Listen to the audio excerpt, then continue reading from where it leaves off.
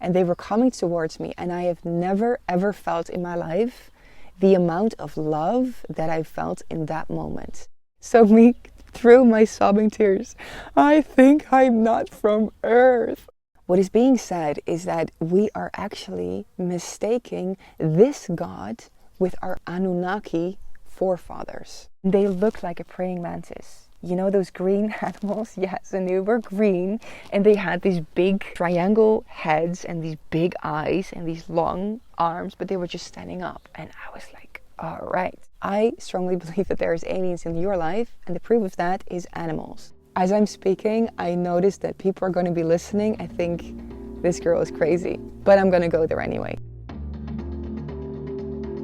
Welcome to the Naked Truth Podcast. In this podcast, we're talking about all things spirituality, personal growth, and we're having authentic, honest, and real conversations with inspiring people without the social mask. We're talking about the current events in the world and how we are being called to show up.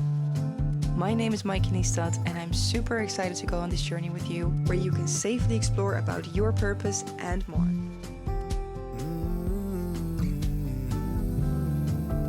Good morning and welcome to a new podcast. I'm super excited to have this one because this is a topic that I've been called to and invited to speak about 5 years ago, 6 years ago, and I haven't been doing it up until now.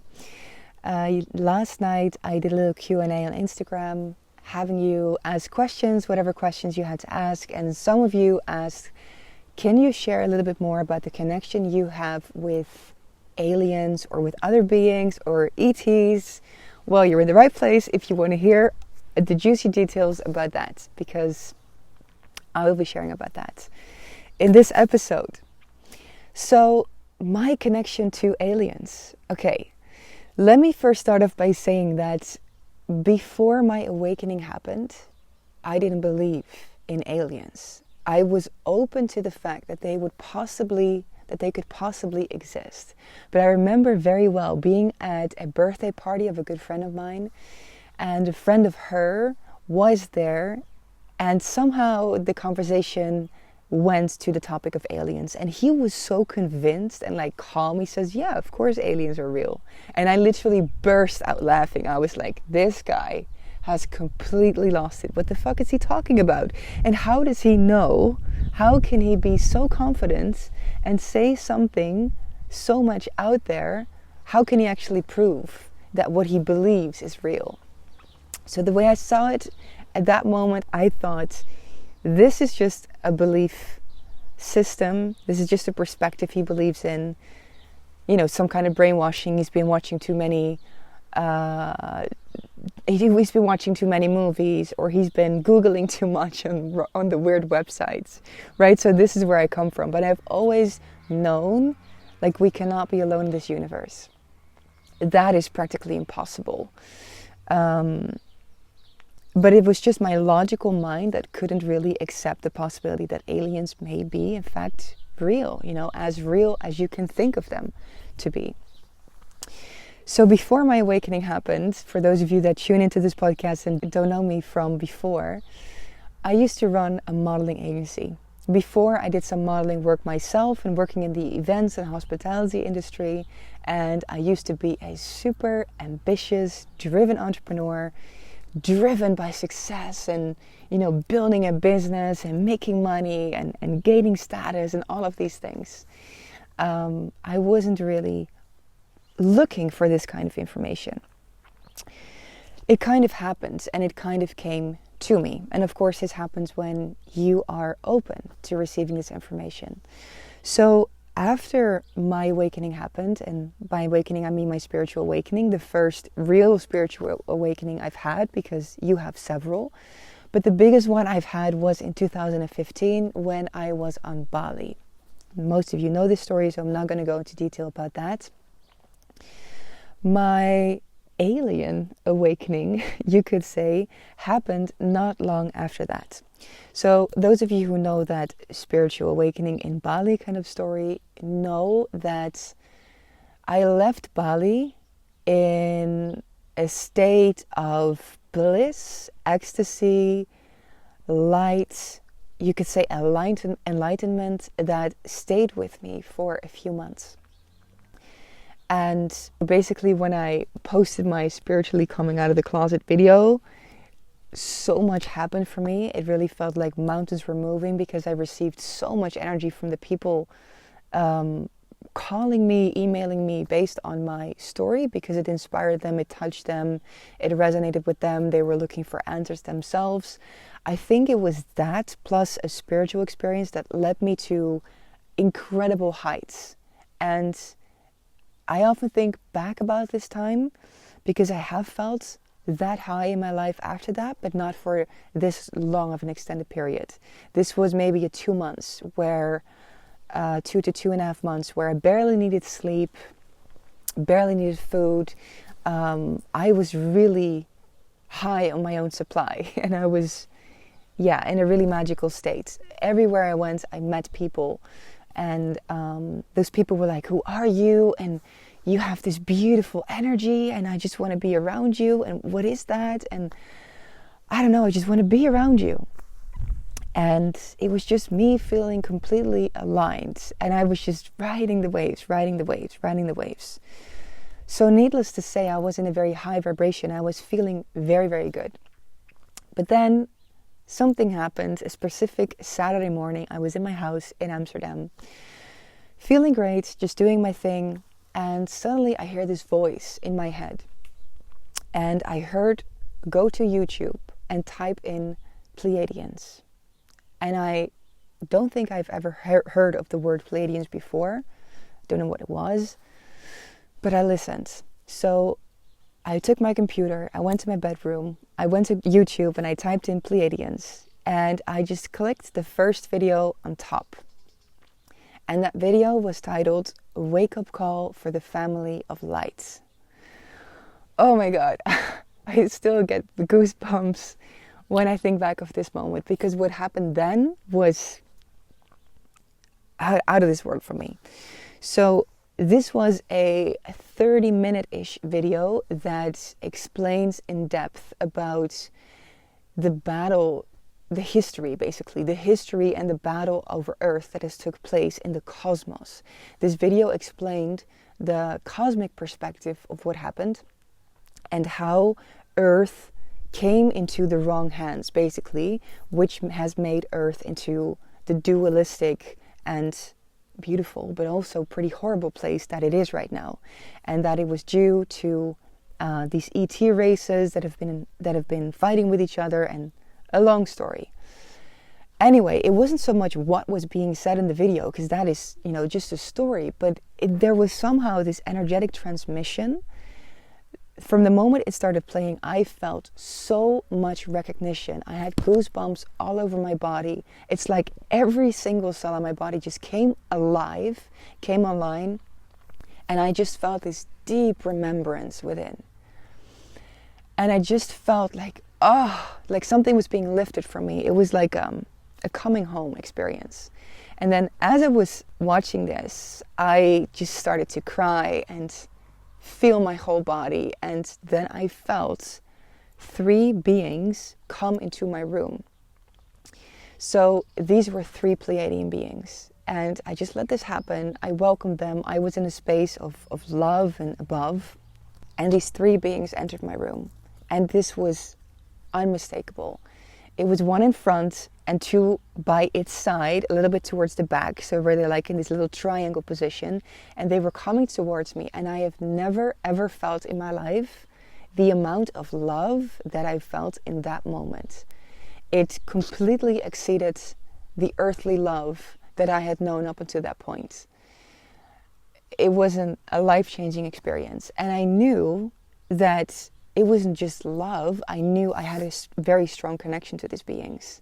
I knew it was family. And I couldn't really tell whether they were male or female or names or something, but it felt like such close family. And they just came with this big, beautiful presence and this loving energy, reminding me of, we're here, you're home with us. I mean, not home on this planet, because what then happened after this beautiful moment of seeing each other again, that's how it felt like. I felt this deep, what is it called? Heimweh. This deep longing to go home. I don't know in this moment what the English word is, but it's when you go for a holiday or you're away for too long and you really miss home, you start to feel sick in your stomach because you miss being home.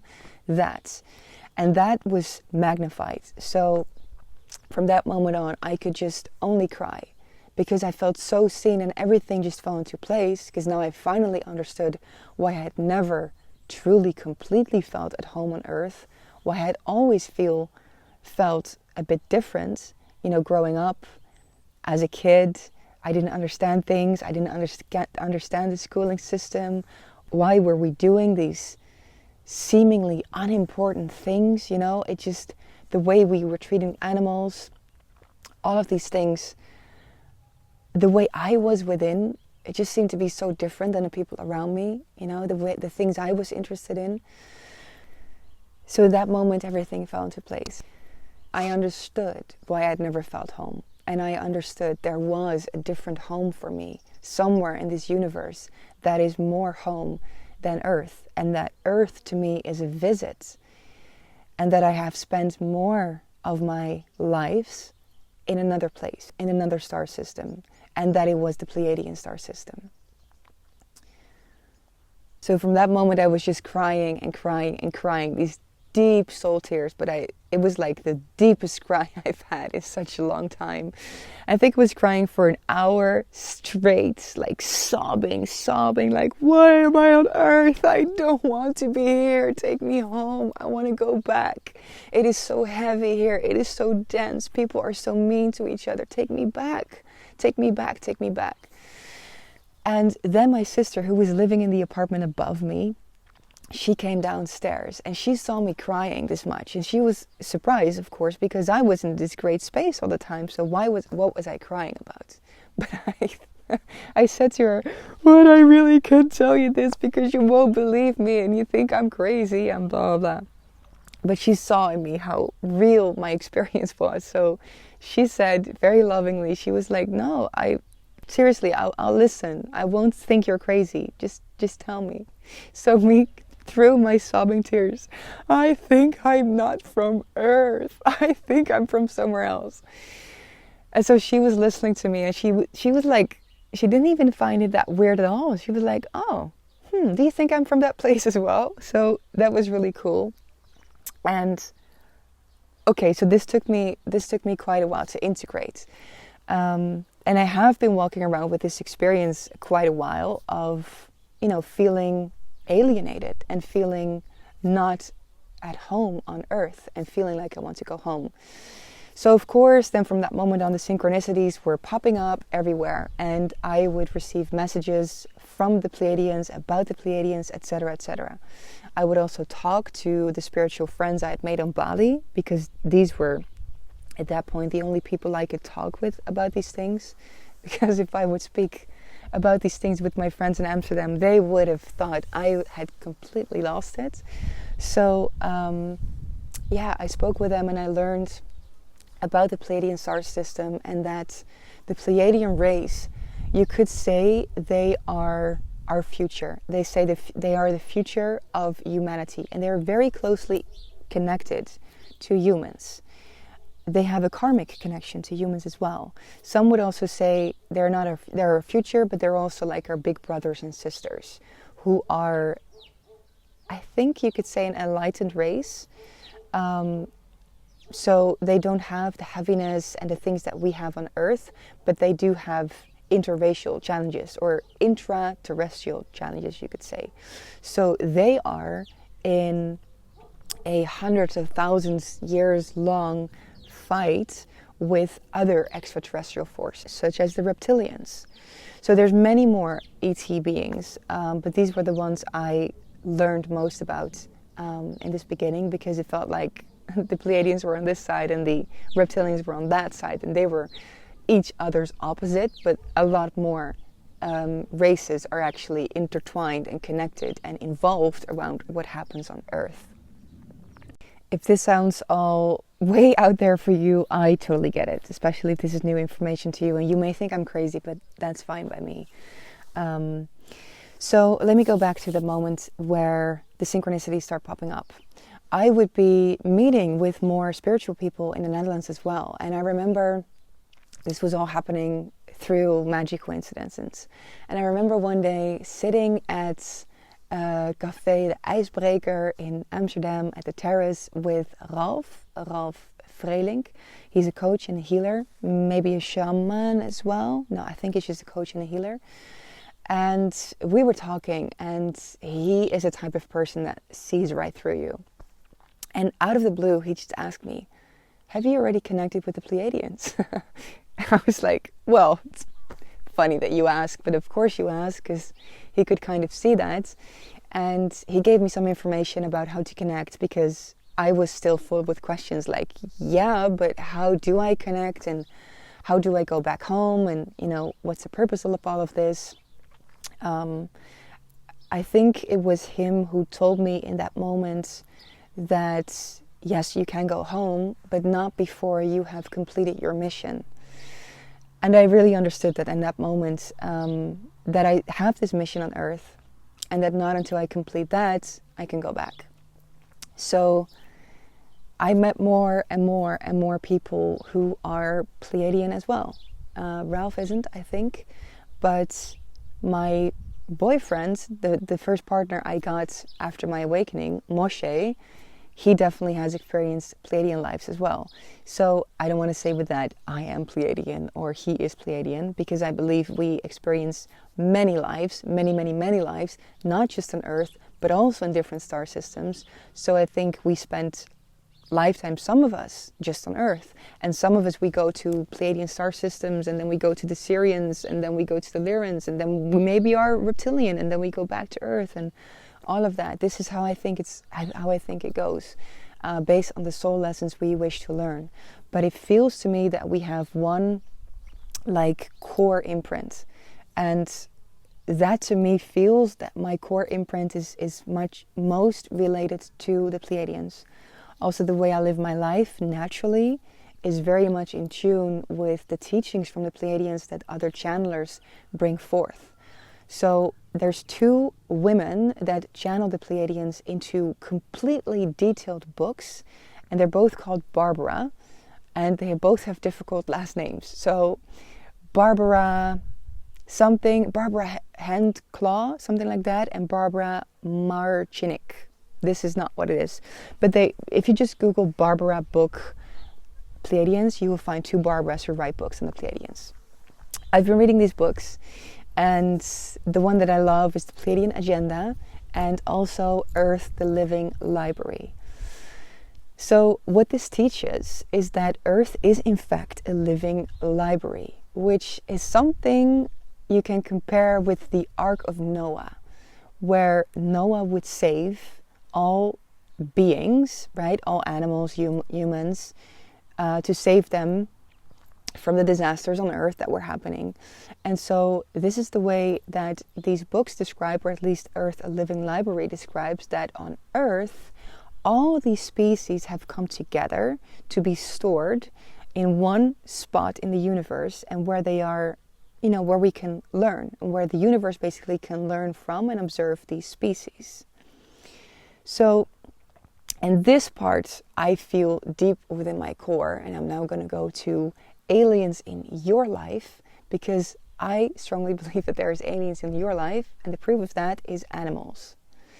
I think it is very clear that animals are alien to us in the sense of their genetic makeup, everything they are. And for example, cats. This is stuff I learned later and later on. Oh my God, if am I really going to go there? Yes, I'm really going to go there. Because as I'm speaking, I noticed that people are going to be listening. I think this girl is crazy, but I'm going to go there anyway.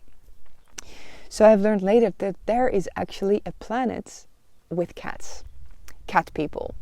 So the cat people are basically cats that walk up straight. I know this sounds so weird, but I'm just going to share because it resonates with me. And I know people who have experienced, spending time and years on these cat planets and everything like that. hey, and now my cat is coming to say hi. I mean, is synchronicity real, or is it just coincidence? I mean, if you ask me, these are all signs from the universe. So I think my little cat being here was just giving me some confirmation that I'm not crazy. Or at least that there is magic in this universe. So I believe we are surrounded by aliens all the time. And we are here to learn from each other, and that the fact that we live on this planet with all kinds of species together, if you really think about it, no wonder it's a mess. No wonder it's a mess. But I think it's mostly a mess, of course, because humans are so disconnected from a spiritual nature, and there's also explanations on why that happened. And from the Pleiadian perspective and teachings, the reason that this happened is because of this fight over Earth, this battle over Earth that has took place and is still taking place, which started hundreds and thousands of years ago. So the story goes that due to a mistake the Pleiadians made, Earth came into the wrong hands and is being ruled by the not so good intended ETs. So maybe you have heard about this race, the Anunnaki. It is being said that the Anunnaki are our creators. They're not so much our forefathers, those would be more the Pleiadians, but our creators, meaning the Anunnaki have created humans. Then what happened? We all know the Bible, right? And we all know that there is a big difference between the Old Testaments and the old documents of the Bible and the newer ones. And a lot of people believe that God is in fact some judging being that judges whether you go to hell or heaven, that judges you based on your actions, and that you can do wrong and that you can do good. What is being said is that we are actually mistaking this God with our Anunnaki forefathers, end quote. With our Anunnaki creators, because they did indeed judge. There's many, many, many books and channelings that write about this that really, really resonate with me. Another book that is Dutch that I really recommend reading on this is, Timebender. I was just thinking what the title was. It's Timebender by Tijn Tauber. It's a phenomenal book, and the way he's written it is very easily digestible. And as I was reading this book not too long ago, I was just feeling this deep, because now I just let everything go by my intuition, and it is so clear for me to feel what is truth and what is just a slightly distorted version of reality, if you know what I'm saying. And what this book describes, I just felt this deep, yes, this is how it is. To me, this is completely truth. It felt very, very clean, very spotless. So if you want to know more about these kind of things, I'm not quite sure if he spoke about the Anunnaki as well, but I think he did. So definitely go and read Timebender. I have a little passage from, and let me see, which book is this? This is Earth, Pleiadian Keys to the Living Library. I wrote this down, these notes, in 2016. When I read a book that is really captivating me, I write down notes for me to read back later. I just forget to read them usually, but now I do. This is about animals. So this is a channeling from one of the Barbaras. Animals are brilliant and much smarter than humans. Many are now moving to this world of light, which is why there are many so-called extinctions taking place, right? So this is an explanation why so many animals go extinct. One of the greatest distinctions between animals and humans is that animals know they do not end when they die. They are designed and created to be your companion and to teach you. Animals have a certain intuitive sense that lets them understand their roles with each other. They come from a variety of extraterrestrial communities and look just like their ancestors who were sentient beings upon other planets.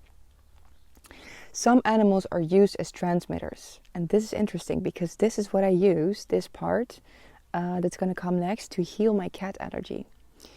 Cats are direct transmitters of information to a species of consciousness that uses the cats to monitor you. Do you ever feel that cats are looking at you like they are observing you. So this is in fact what is being shared here, that cats actually do monitor you and somehow transfer this information back to their extraterrestrial friends for whatever purpose, I don't know. One of the prime things that being allergic to cats indicates is that you have difficulty allowing closeness of love to come into your life. You cannot let love in. So I made a video about how I healed my allergies or something like that. It's on YouTube. And I indeed was allergic to cats and dogs. I had this test, actually, this official test, but I didn't even need a test because every time I would go to a friend's house who had cats, I would be sneezing and crying within 10 minutes, you know. I didn't want to take the pills, but it was the only way for me to spend time with her. It was pretty bad.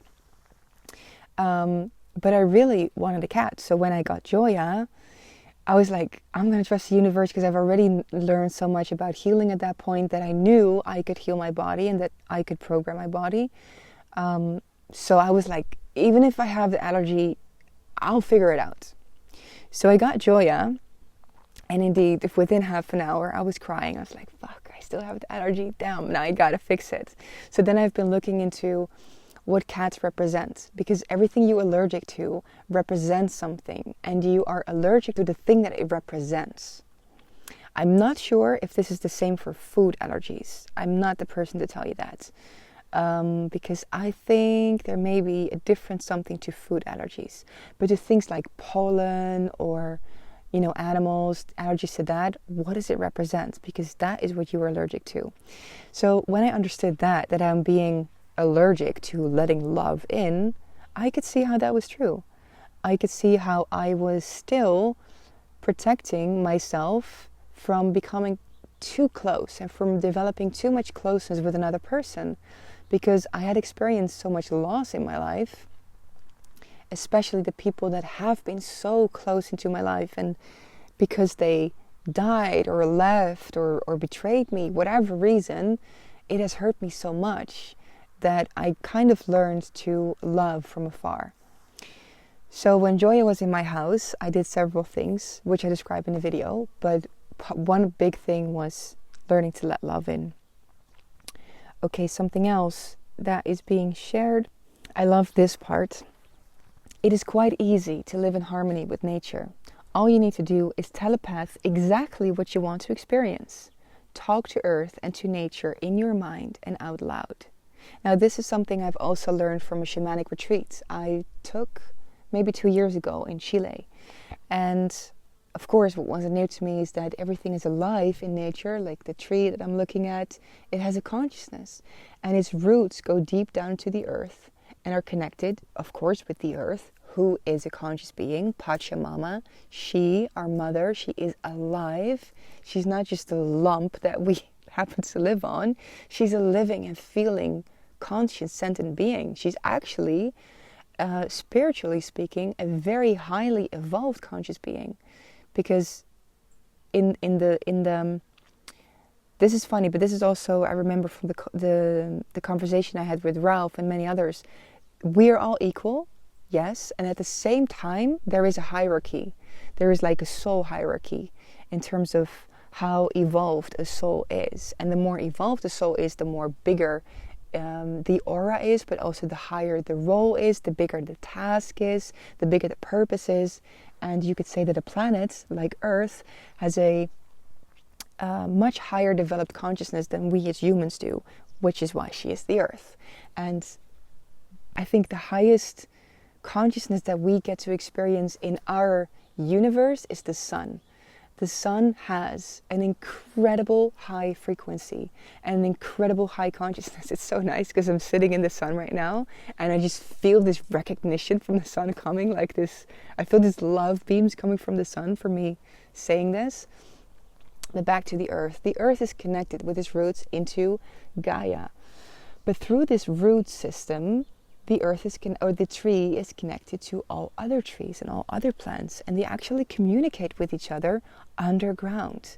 This is so amazing. If you've ever looked into these videos that show how the roots are connected with each other, and that there is a mother tree, and this mother tree feeds underground all the other trees and takes care of all the other trees, So that one tree is having difficulty because that tree is getting less sunlight or less water, whatever. The other trees support. The other trees give their nutrients to that tree. So the earth, nature and earth is a self-organizing organism that is alive, that is conscious, that is communicating, and that is naturally giving.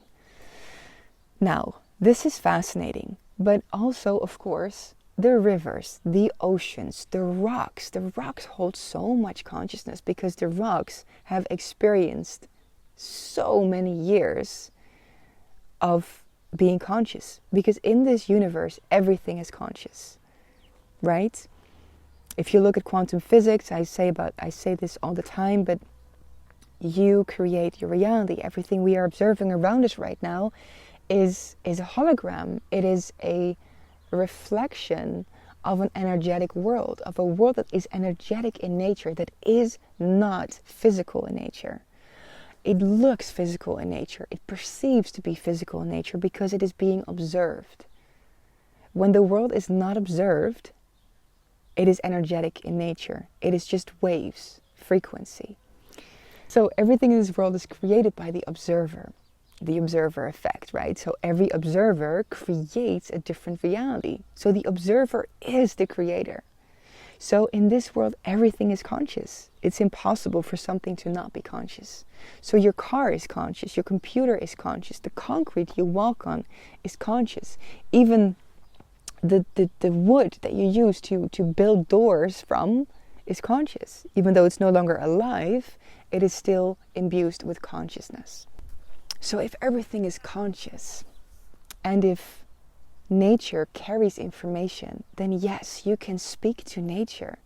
You can actually whisper something into the wind and ask the wind to bring it to you, or to share a message forth. You can give a message or a request to the birds and ask the birds to bring this to you. You can ask the trees to grow food that nourishes you. And this is why some women give their menstrual blood to the earth. The trees in their, or even their plants grow, because then the tree or the plant absorbs the genetic information of the woman and can then produce that is actually of benefit to the woman. So yes, I love this part. I just went on a little story here, but I'm so excited about all this stuff. When you allow, I'm going further into reading this last part. When you allow forms of animal life to sit in equality to you, then you will be ready to sit in council on the higher planes. You will be able to comprehend how the God force distinguishes itself in all of its various creations throughout existence. Okay, so you will be able to see God in everything. Oh my, the other cat is with me now and looking at me, so cute. And this is really what I experience. And also here being on Ibiza, I'm feeling this incredible connection to animals. I've always had a good connection to animals, but it's just becoming better and better. So with these cats, first one of them was afraid, but just afraid of people. But it took me one night, one evening, and we were best buddies, and he's sleeping in my bed and they're sleeping in my arms, like spooning each other, and it is so cute. They follow me wherever I go. When I go outside, they go outside. When I go inside, they go inside. And they just trust me so deeply. And also the horses, that I now spend time with horses twice a week. And yeah, I really feel this deep connection to the horses. And it's because I do see an animal as an equal. Joya, for example, well, she really is at least equal to me because she has a presence and a soul that is wise. And in terms of hierarchy, right, what I told you about before, then Joya is definitely high in the hierarchy compared to most cats, right? She's spiritually a much more evolved being than a regular house cat. And this is, every cat is special and every cat is super intuitive and every cat has healing abilities. I don't know, the magic that Joya holds to me is very magical. Okay, back to more ET stories, because I have another good one to share that's gonna sound really crazy, but I expect if you're still here, then you can handle it. Years ago, this was maybe 3 or 4 years ago, I went on a retreat myself. I think it was the first retreat of someone else I attended, because I had never attended someone else's retreats, just organized my own. But somehow I felt it's nice to experience that and to gift myself also that. I went to this retreat, and this woman that was hosting this, she had said something to me. She told me something that I was completely unaware of. And what she told me was that whenever I enter a room, I unconsciously did something that made other people notice me. The way she described it, she said, when you enter a room, you basically send out hooks from your heart to everybody else to kind of get their attention. So people hook into you, and you use this as your magnetic attraction or something like that. Either way, I at that point looked and thought very highly of this woman. So first, I believed what she said. Second, whatever she shared didn't feel very pure to me, and I was like, I don't want to hook into people's hearts.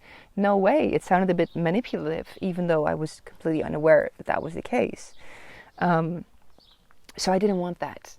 And we had this conversation deep into the middle of the night, and I said out loud to her, like, what if this is true? I want it out. I want it gone. Change this. I don't want this. And she was kind of a magician and a wizard, and she would work a lot in the underworld. And so I wasn't asking her to do it. I was just stating very clearly, this is what I want. I don't want to hook with my energy into other people's hearts. And the next day, we had breath work. So she wasn't guiding the breath work. She was just breathing as a participant, and she had someone else that she brought in to do the breath work. So we were in the breath work, and it was beautiful. I mean, breath work is always amazing, and you start to feel the tingles in your hands and everything.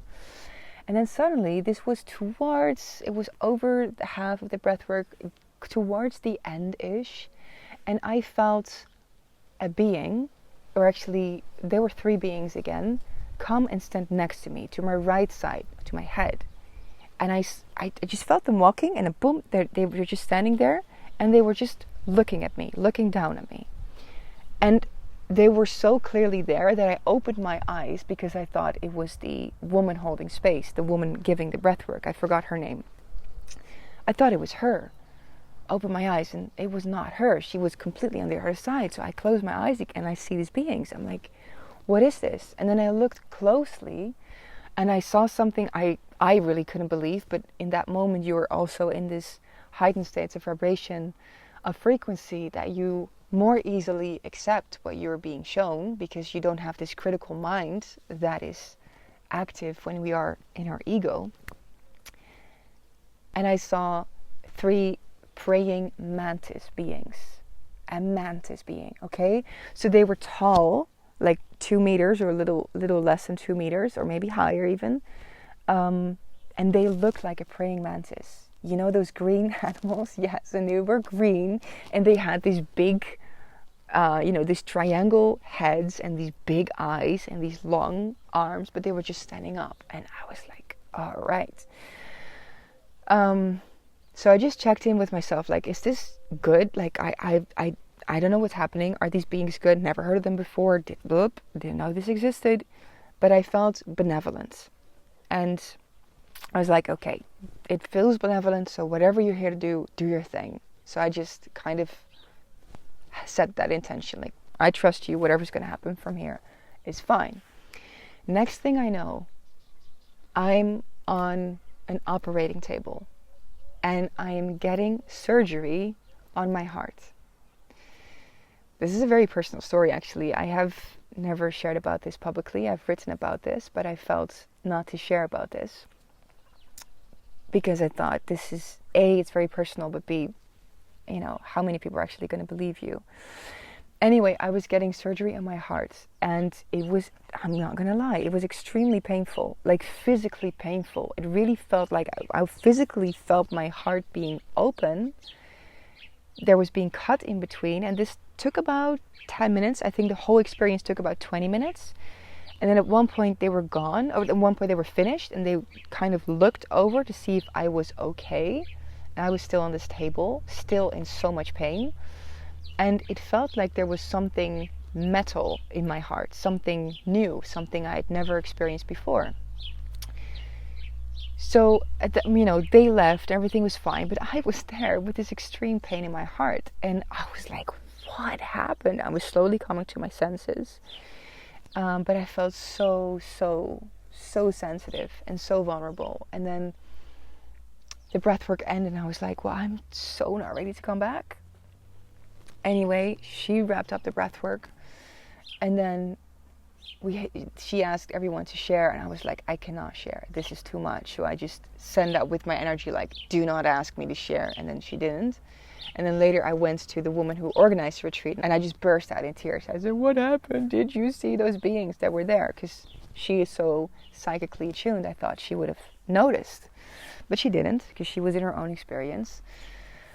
I said, okay, I saw these beings. She said, what beings? I said, they look like praying mantis. And she was like, oh, okay, don't worry, they're the good guys. I was like, what? So I'm not crazy? These beings actually exist? And she told me, I told her my experience, and she explained to me why it felt so painful to me, because the way what she described is that these beings are phenomenal when it comes to doing surgeries, and they're actually known for doing that. They just are not very, they don't have much empathy. So this is why she said it could feel like as they were being called, but they were just being very precise, doing their job, just doing what needed to be done, and then they left. Well, anyway, I just had to integrate this experience, which took me, I think, 4 days until the pain in my chest went away. And I could not walk with my heart open like I'm sitting now with my heart open towards the sun. I couldn't. It had to be protected. It was so vulnerable. I couldn't stand much energy directed towards me. I couldn't stand certain sounds, certain frequencies. And first I went back to my room. We had a break, and I just skipped the rest of the day. And I think I laid in my bed there for 2 hours crying and sobbing. Just the grief out, and then also just feeling this sadness, like what happened to my heart. I wrote about this. Let me see if I can find this back. Okay, so I found my notes, so I'll just read you some of that. This morning the surgery happened. In the last 20 minutes of the breathwork, I saw 2 beings, there were 2, come stand next to me. I even opened my eyes because I was sure it must be her standing next to me. But no, I closed my eyes again. They looked like tall grasshoppers. One of them leaned over me, close to my heart. I felt its presence clearly. They didn't feel bad in any way. They felt benevolent. I realized only benevolent beings would enter this space, and so I let go. I surrendered. Next thing I know is feeling I'm laying on an operating table and getting surgery. My heart area hurts. It feels like a wide open cut from my chest into my solar plexus. Everything just happens. It doesn't feel pleasant. I notice my whole body shaking. Of course it does, I thought to myself. I'm being operated on without sedation. It keeps hurting, and I wonder when they're done. I feel into my heart area, and it feels so different. I can't connect with it anymore. Like something cold and unknown is in there. Where's my beautiful heart? Why can't I feel it anymore? I'm not happy. When is this finished? Okay, so this is when the session was ending. It still hurts. I see 5 to 6 beings bending over me, over my head, like they're checking to see if I'm okay. Well, I'm not really. It still hurts, and I can't connect anymore to what felt like my heart. Then I shared with the woman who organized the retreat. I asked her, who are these beings and what did they do to me? I burst out in tears. She asked me what happened. I told her, and she did a little happy dance when she heard operating table. She told me the grasshoppers are the good guys and compassionately explains why it may have felt quite intrusive, because these beings have no emotions. They indeed felt completely emotionless. It makes them very clear, and they deliver excellent, very precise work, she says.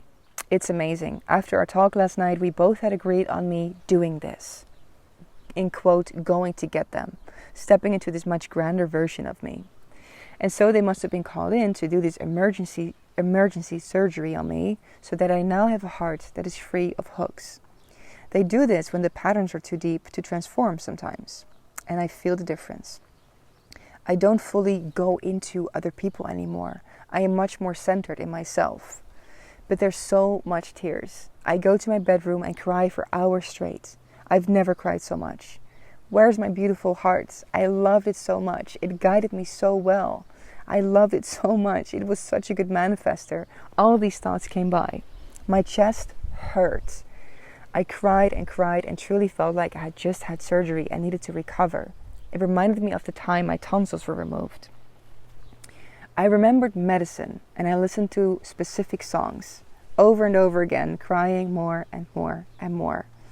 I pick up my phone to Google a bit about these beings or spiritual surgeries. It's 13:33 right now. Google's not going to give me what I need right now, and I dive back into crying more. I go to Spotify and the first album top left is Trevor Hall's album Kayla. Perfect. I click shuffle. The first song that plays, You Can't Rush Your Healing. The second song, Mother. And later the fourth song, Mama and Papa. These were honestly, I still can't believe it, I forgot about this. These were honestly the songs that were being played. I still can't touch my chest area because just touching it lightly hurts, but it gets better. In between the cries, I test drive my new or repaired heart. Can it still feel what happens when I think of this person? Do I still feel love? I feel a lot, so it definitely works. It feels like learning how to walk again. It feels very surreal. Slowly, in the next few hours, the pain starts to fade and it feels like my chest is closing up, healing, but everything has changed. And I know I can't comprehend to what extent yet. It doesn't feel safe or smart yet to think about things that would burst my heart open, as I have to be very sensitive with it. But when I think of him, and with him I refer to my twin flame, because at the time I was thinking about him a lot, I feel much more disconnected, less needy for sure. I don't need him at all. What purpose has a unification then, I think? It would probably have felt so much better when still having the attachment heart, because I am much more detached to the outcome. Would I still want this so badly as I did before? It's too early to feel into these questions and not necessary.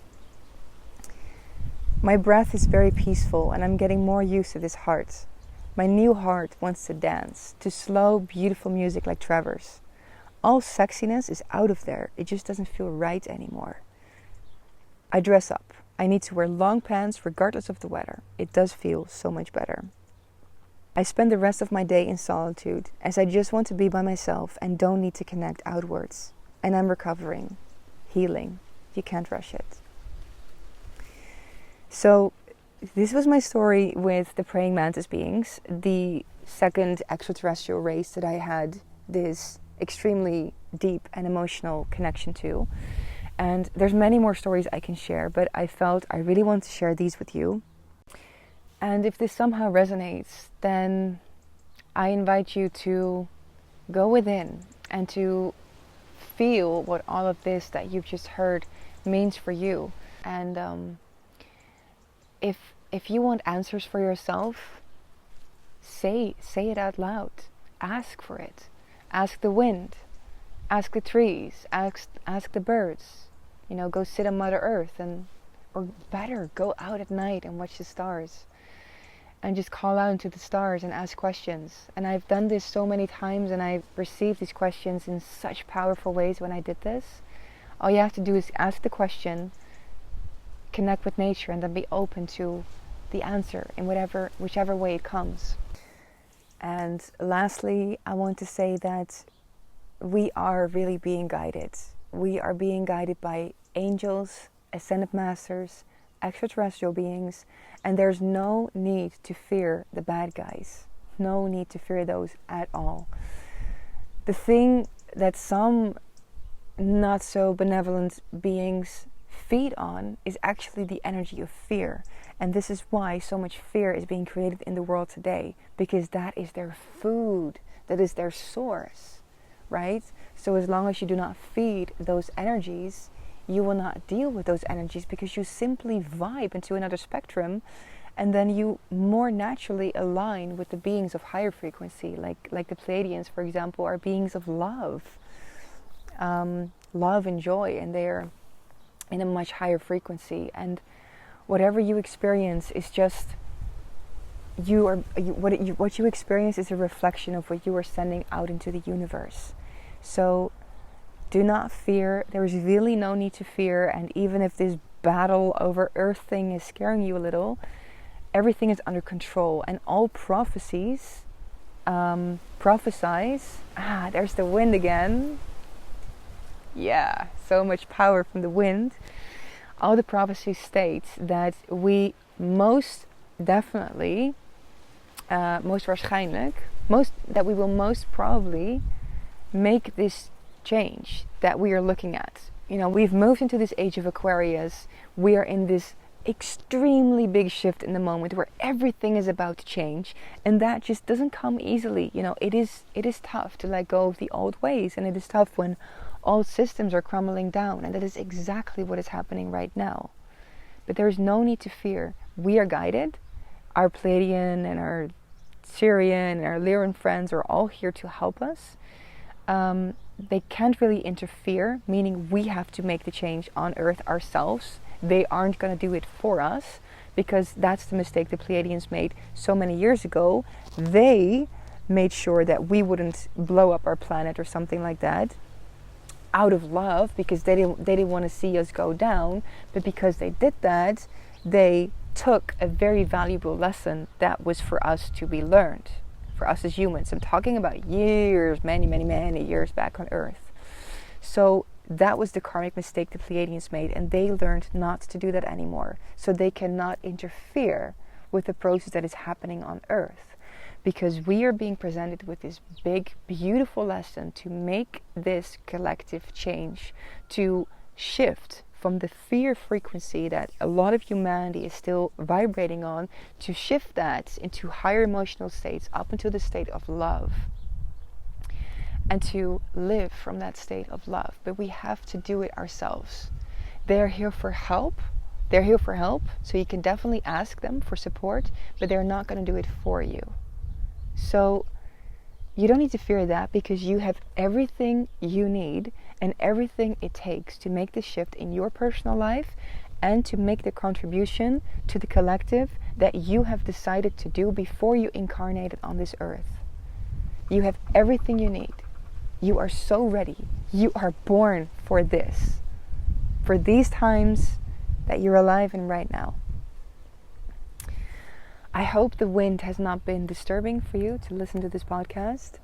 If you made it all the way to the end here, I want to thank you. Thank you for listening. And if this resonated with you, please do share. Please do share this story so more people can wake up to the fact that we are not alone in this universe, that extraterrestrial life exists, and that we don't need to fear.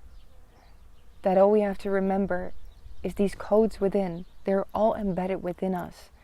And it's possible that your mind says, I don't believe this kind of stories, but that your heart feels something else.